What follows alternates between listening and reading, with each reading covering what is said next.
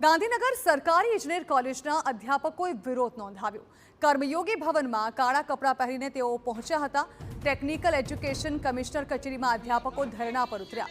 5 માંગણીને લઈને સરકારી ઇજનેર કોલેજના અધ્યાપકોએ વિરોધ નોંધાવ્યો। અધ્યાપકોને મરજી વિરુદ્ધ તાલીમમાં ન મોકલવા માટે માંગ કરવામાં આવી।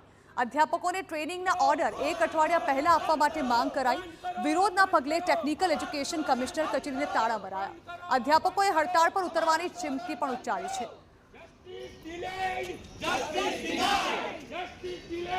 કે ભાઈ પતિ પત્નીને શક્ય નજીક એક જ સંસ્થામાં અથવા તો નજીકની સંસ્થામાં પોસ્ટિંગ આપવા। અમુક સિરિયસ મેડિકલ ઇસ્યુઝ છે, બરાબર, આવા કિસ્સાઓમાં પણ રિક્વેસ્ટ ટ્રાન્સફર હાથ ધરવામાં આવેલ નથી। ખાસ કરીને કેટલા તમારા કર્મચારીઓ છે જેને આ લાભ મળ્યો નથી અને આ માગણીઓ છે?